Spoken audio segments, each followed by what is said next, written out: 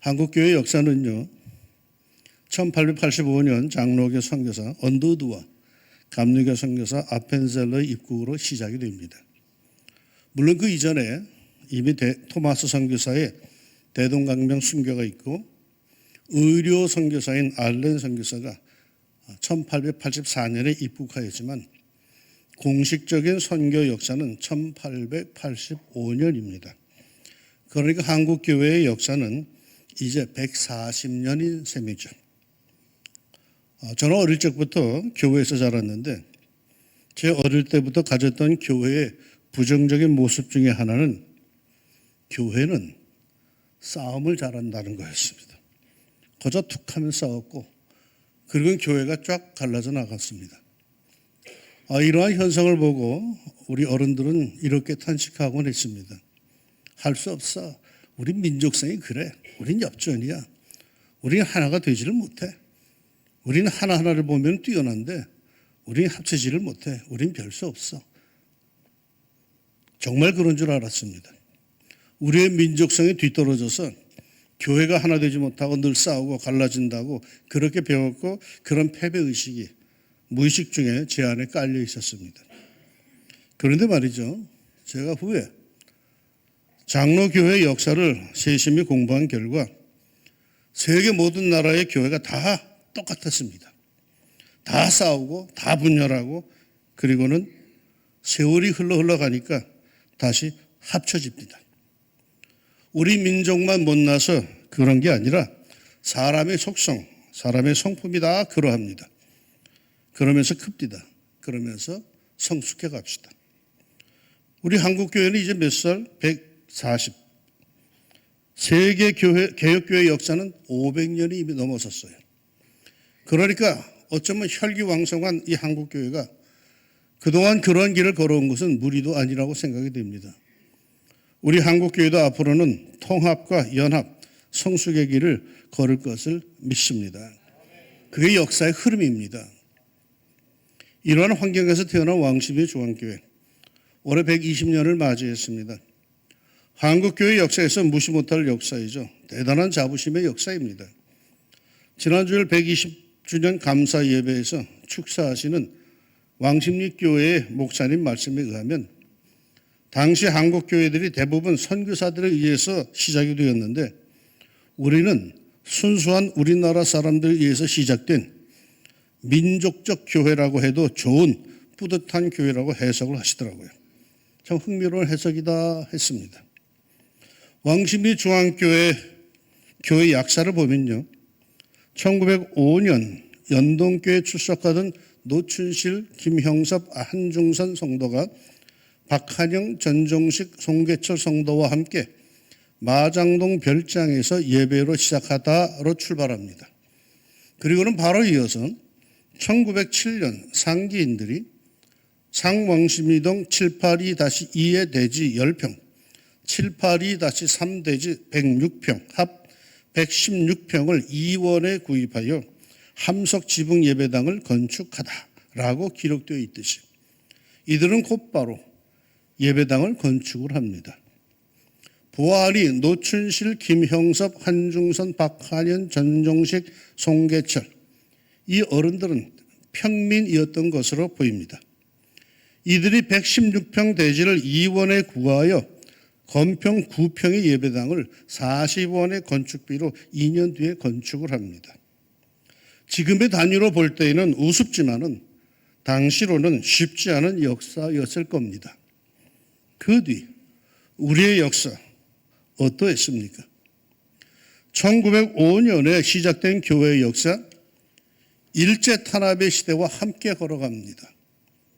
1945년 해방 후 그 혼란의 시대 그리고 6.25의 전쟁, 독재의 시절, 민주화의 혼란한 시절 잘 살아보세요, 잘 살아보세요. 우리도 한번 잘 살아보세요 하며 허리띠를 졸라매던 시절 극렬한 정치적 혼란의 시절 그 어려운 한국의 현대 한복판을 교회는 걸어왔습니다.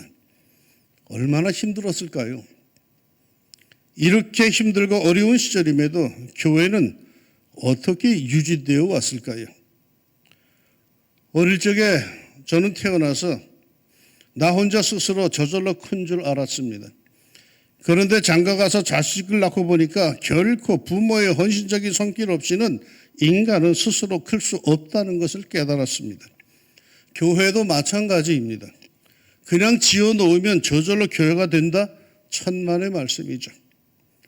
우리에게는 참으로 고마운 믿음의 선배들, 어른들이 있었습니다. 그분들이 어떤 분들이었는지 아십니까? 이런 분들이었습니다. 오늘 성경 본문이 귀뜸해 줍니다. 나는 이제 너희를 위하여 받는 괴로움을 기뻐하고 그리스도의 남은 고난을 그의 몸된 교회를 위하여 내 육체에 채우노라. 고난을 자청하는 사람들이 있을까요? 어느 복음성가 가사 중에 이런 것이 있었어요. 환난아 내게 오너라, 시련아 내게 오너라. 솔직히 이 복음성가 들을 때 나는 개인적으로 좀 밥맛이었어요. 난 솔직히 이 가사에 자신이 없었어요. 환난을 누가 좋아하며 시련을 누가 원하겠습니까? 그런 것은 오지 말라고 해도 올 것이고 청하지 않아도 제가 알아서 적당한 때 내게 찾아올 겁니다. 그러니 구태여 일부러 청할 것까지는 없지 않겠습니까? 우리는 누구나 다 고난과 환난을 원하지 않습니다. 그럼에도 불구하고 사도 바울은 이렇게 고백을 한 겁니다.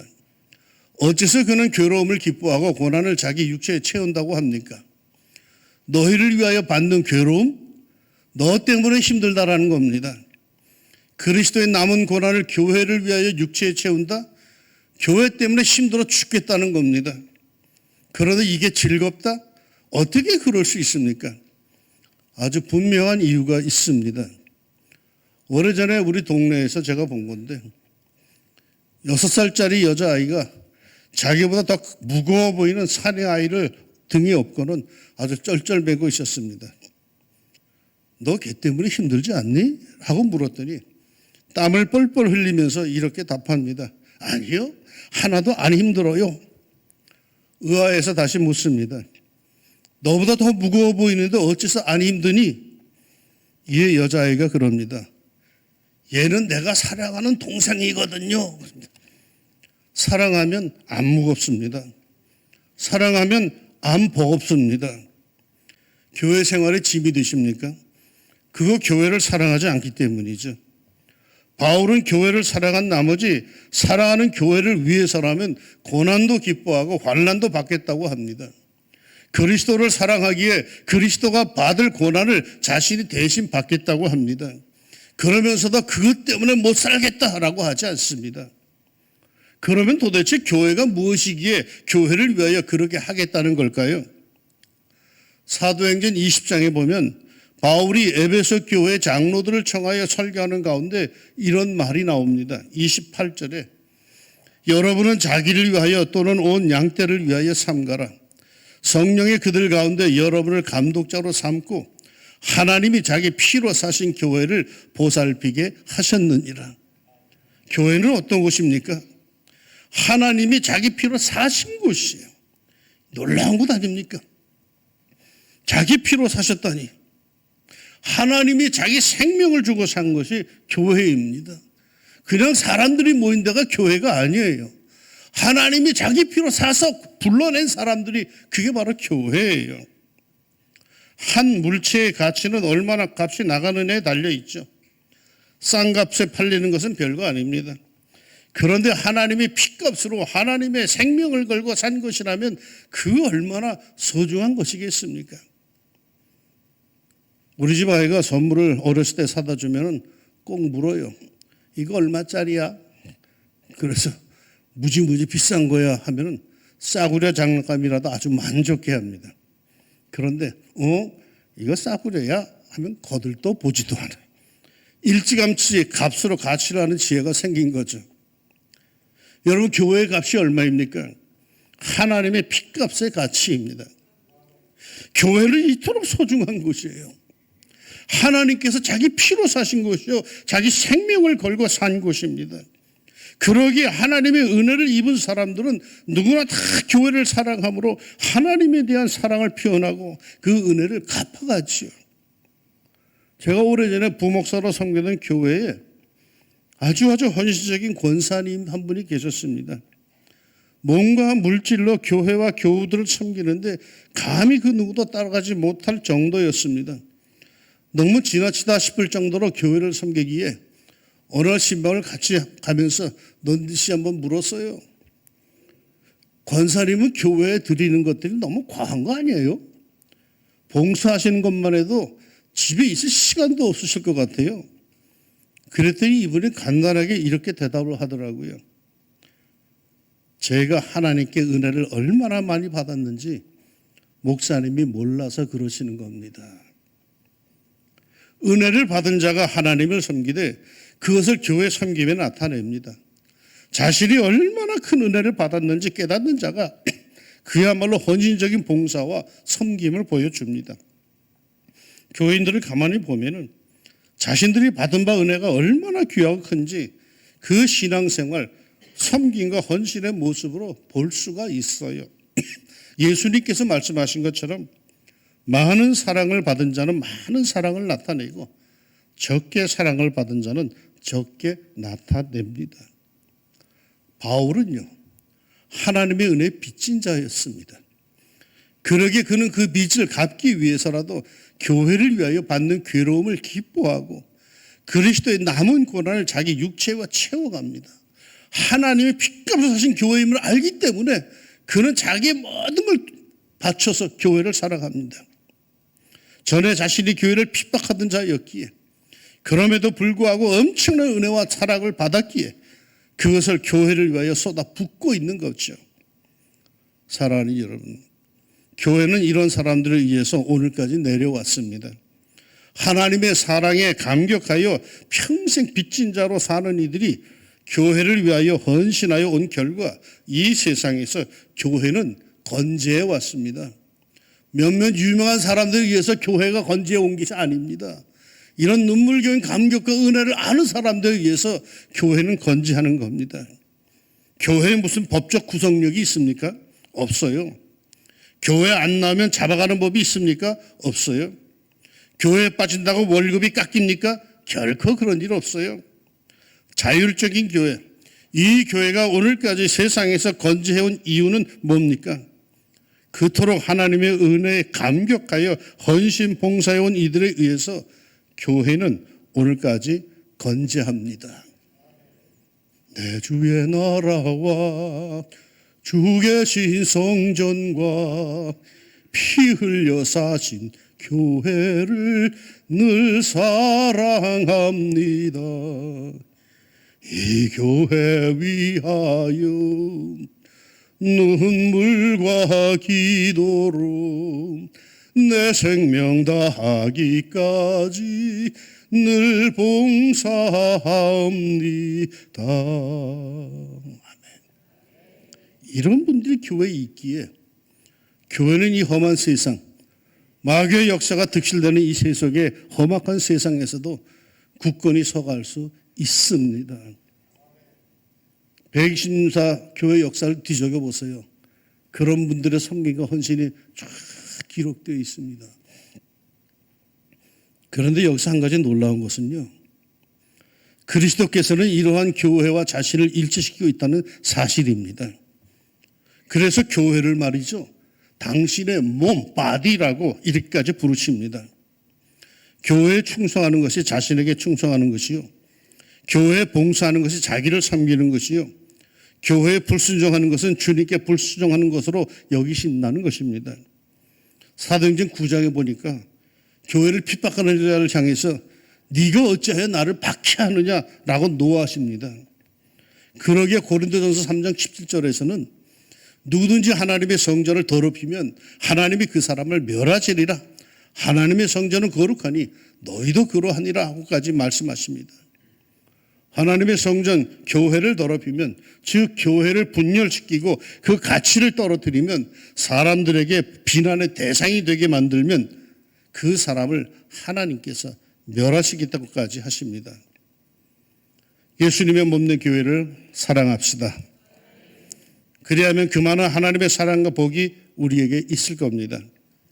하나님의 교회를 섬기고 충성하면 자손 만대까지 복을 주시지만 그 거룩한 교회를 세속화하고 추하게 만들면 하나님께서 그 사람 별로 좋아하지 않습니다.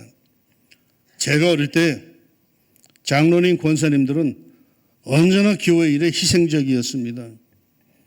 교인들이 미안해할 정도로 희생적이었습니다. 언제나 남들보다 먼저 교회에 나왔고 교인들이 오지 않을 때 나와서 성전을 돌아보고 살만히 청소도 하시고 금이 간 데는 없는지 손가야 할 때는 없는가 하면서 예배당을 살펴보셨습니다. 결코 사람들이 보는 앞에서 그런 일을 하지는 않았습니다. 아무도 보지 않는데 늘 주의 성전을 돌아보았습니다. 이런 분들의 자녀선이 어찌 되었을까요? 하나님의 축복이 그들에게 있습니다. 제가 전임 전도사 동부 이천동에서 지냈습니다. 거기서 목회를 배울 때죠. 그 당시 동부 이천동은 우리나라는 부촌이었습니다.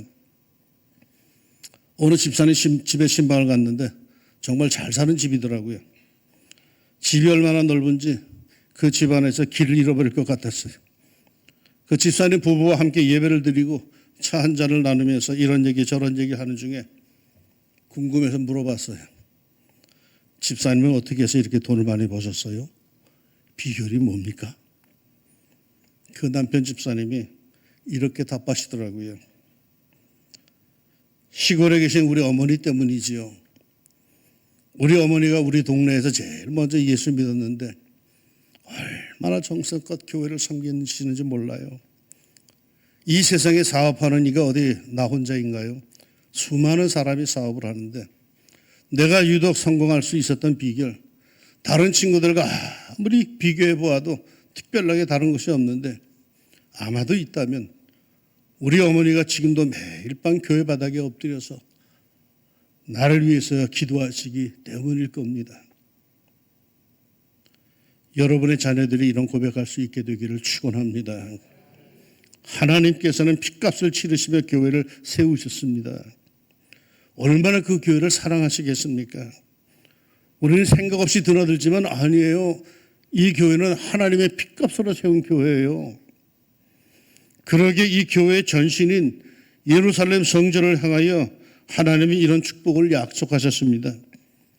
예루살렘을 위하여 평안을 구하라. 예루살렘을 사랑하는 자는 형통하리로다.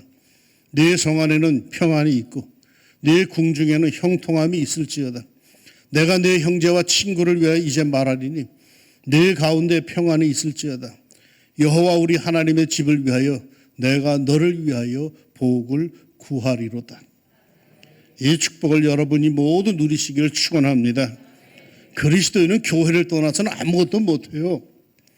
그게 하나님께서 핏값을 하신 교회를 위해 만들어 놓으신 축복의 원리입니다. 그리스도는 그 삶의 중심이 교회예요. 그러기에 여러분이 정말 복받고 잘 되려면 교회가 잘 되기 위해서 기도하고 헌신 봉사하세요. 부흥하는 교회는 그 교인들도 사업이 부흥하고 물질의 축복을 누리죠. 전에 어떤 분에게 집회에 나오라고 기도회에 나오라고 하니까 그러더라고요. 저는 그 시간에 돈 벌어야 합니다. 교인이 돈 잘 벌고 잘 되어야 교회도 부흥하는 거 아닙니까? 착각입니다. 순서가 틀렸어요. 교회가 잘 되어야 교인도 잘 됩니다. 분명한 사실, 명백히 복받는 비결, 그리스도인은 교회가 잘 되어야 자신도 잘 됩니다. 교회가 부흥을 해야 교인도 부흥합니다. 교회가 건강해야 교인도 건강합니다. 이게 주님의 몸된 교회를 위해서 하나님께서 숨겨두신 복의 원리입니다. 교회가 잘 되기를 기도하고 소망합시다. 그래야만 여러분 개개인도 잘 되고 복받을 겁니다. 교회 부흥을 위해서 헌신합시다. 그러면 하나님께서 여러분의 삶을, 사업을 돌봐주실 겁니다. 한국교회 140년의 교회 역사에 120년의 역사를 가진 우리 교회, 이런 고백을 하는 성도들이 더욱 많아지기를 기대합니다. 나는 이제 너를 위하여 받는 괴로움을 기뻐하고 그리스도의 남은 고난을 그의 몸된 교회를 위하여 내 육체에 채우노라. 여러분의 헌신에 우리 하나님께서 교회를 통해 큰 은혜와 복의 강수를 여러분과 여러분의 자녀선들에게 풍성히 베푸시기를 주님의 이름으로 축원합니다. 기도합시다.